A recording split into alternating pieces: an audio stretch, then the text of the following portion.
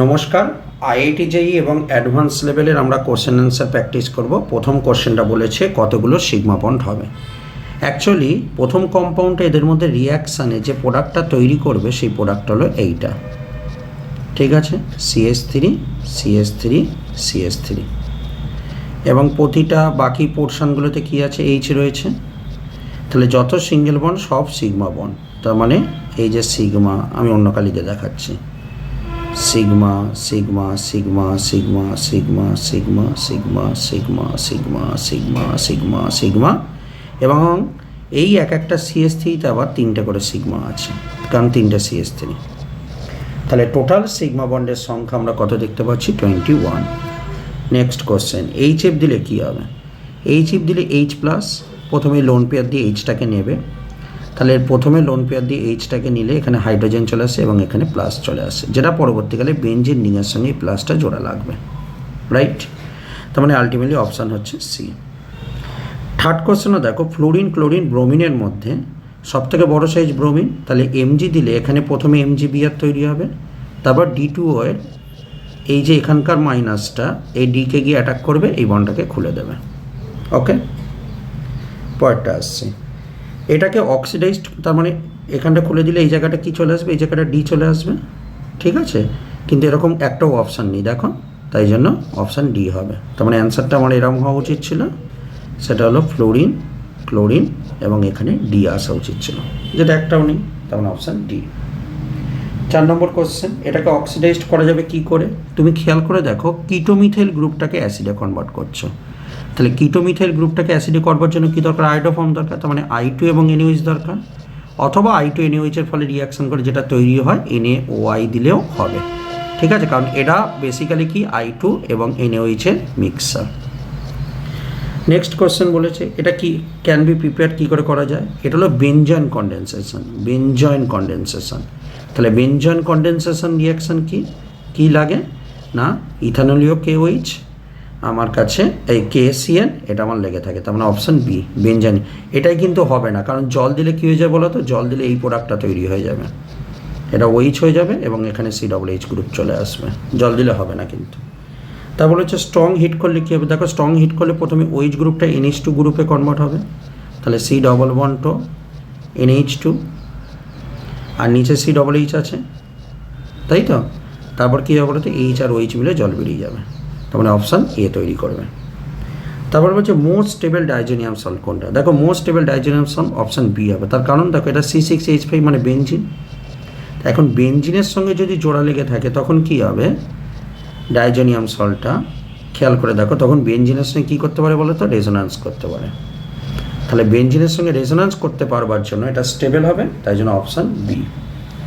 Next question বলেছে, carbylamine test কে দেবে? ঠিক আছে, এটা দিয়ে থাকবে অ্যারোমেটিক প্রাইমারি অ্যামিন দেবে, ঠিক আছে। তো অ্যারোমেটিক প্রাইমারি অ্যামিন কোনটা? অ্যারোমেটিক প্রাইমারি অ্যামিন হলো অপশান ডিতে আছে, তাই ডি হলো অ্যান্সার। তো এই কারণের জন্য অ্যান্সার হয়েছে ডি। পরের কোশ্চেন বলেছে, Hofmann reaction is not possible.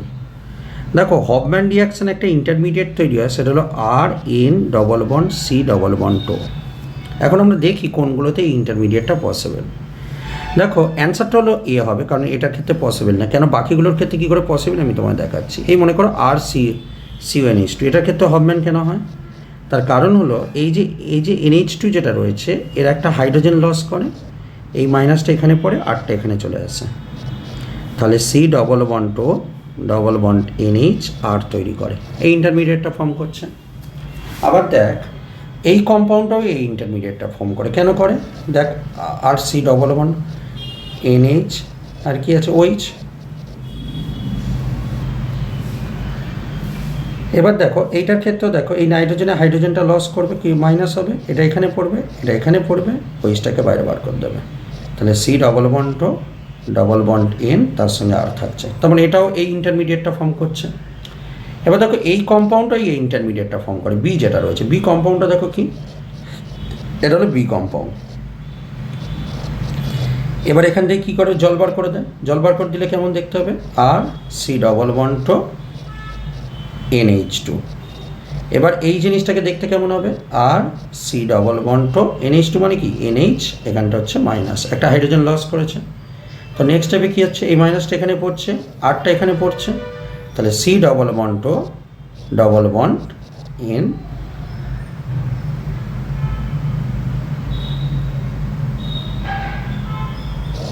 এটা কি হচ্ছে, আরটা এখানে চলে আসছে, সরি এখানটা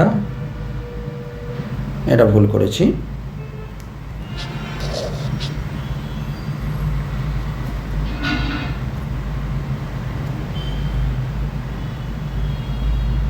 আর C double bond to OH আসছে।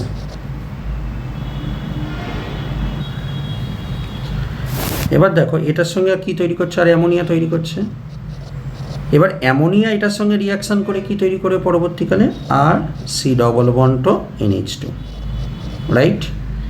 নেক্সট স্টেপে কী হবে, এই NH2 মানে কী হবে, আর C double bond to NH2 মানে কি NH, এখানে মাইনাস, তা দেখো মাইনাসটা এখানে পড়বে, আরটা এখানে চলে আসবে, তাহলে কেমন হবে, C double bond to double bond NH, এখানে কী হবে আর, তাহলে দেখো এই ইন্টারমিডিয়েটটা তৈরি হচ্ছে। এখন আমি এইটার অ্যান্সার বলেছি ফার্স্ট স্টেপটা। কেন বলেছি ফার্স্ট স্টেপটা, একটু বোঝার চেষ্টা করো।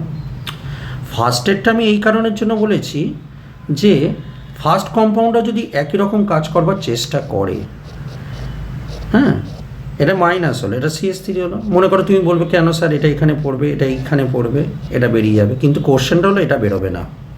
কেন বেরোবে না, কারণ CH3 ইজ নট ইলেকট্রোনেগেটিভ। যদি ইলেকট্রোনেগেটিভ গ্রুপ থাকে তখনই কেবলমাত্র রিমুভ হতে পারে, তো CH3 তো ইলেকট্রোনেগেটিভ গ্রুপ নয়, তাই জন্য CH3 এখান থেকে রিমুভ হবে না। ক্লিয়ার হয়েছে? যে কারণের জন্য এই কম্পাউন্ডটা এই ইন্টারমিডিয়েটটা ফর্ম করতে পারে না, যে ইন্টারমিডিয়েটটা কি বলেছে মনে আছে, C double bond to double bond N, আর এই ইন্টারমিডিয়েটটা ফর্ম করতে পারে না। ক্লিয়ার হয়েছে? পরের কোশ্চেন বলছে ফাস্টেস্ট হাইড্রোলিসিস রিয়াকশন। দেখো OH মাইনাস বেসিক্যালি এখানে গিয়ে অ্যাটাক করবে। এখন ক্লোরোবেনজিনের ক্ষেত্রে কি হয়, ক্লোরিনের লোন পেয়ারটা রেজোন্যান্স করে পার্সিয়াল ডবল বন্ড ক্যারেক্টার করে দিচ্ছে, যে কারণের জন্য OH মাইনাসটা কি এখানে অ্যাটাক করে না। এখন দেখো যদি NO2 গ্রুপ থাকে কি হবে, টেনে নেবে, যত NO2 গ্রুপ থাকবে তত বেশি টেনে নেবে। এবার যত টেনে নেবে কি হবে, তত এখানে ডেল্টা প্লাস ক্যারেক্টার জেনারেট করবে, আর যত বেশি ডেল্টা প্লাস ক্যারেক্টার জেনারেট করবে তত OH মাইনাস এসে অ্যাটাক করবে এবং হাইড্রোলিসিস করে আলটিমেটলি আমার কাছে প্রোডাক্টটা এইটা ফর্ম করবে। তাহলে পয়েন্টটা বুঝতে পেরেছিস কী বলতে চেয়েছি? পয়েন্টটা হচ্ছে হাইড্রোলাইসিস রিয়াকশান কখন হবে, হাইড্রোলাইসিস রিয়াকশান তখনই পসিবল হবে যখন কিনা যত ইলেকট্রন উইথড্রয়িং গ্রুপ থাকবে। এখন দেখ যখন OCH3 আছে এখানে অক্সিজেন কী করছে, লোন পেয়ার দিয়ে পুশ করছে, পুশ করে কী এফেক্ট দেখাচ্ছে, প্লাসের এফেক্ট দেখাচ্ছে। তাহলে পুশ করে দিলে কী হবে, এখানে ডেল্টা প্লাস ক্যারেক্টার কী হবে, কমে যাবে, তাই এটা সবচেয়ে বাজে করবে। তাহলে যদি এখানে অর্ডারটা বলা হয়, সি সব থেকে ভালো করবে, তারপর বি করবে, তারপর এ করবে এবং ডি হলো সবচেয়ে বাজে করবে। এই হলো আমার কাছে হাইড্রোলাইসিস রিয়াকশান রেট। তো এই ছিল আমাদের নিট এবং IIT JEE লেভেলে কোশ্চেন অ্যান্সারের সেট। পরবর্তীকালে আমরা আরও কিছু কোশ্চেন নিয়ে ডিসকাস করব, যেটা আমাদের এক্সামের জন্য প্রচণ্ডভাবে ইউজফুল হবে। ধন্যবাদ সঙ্গে থাকবার জন্য, আশা করব ভিডিওটা তোমাদের উপকারে আসবে।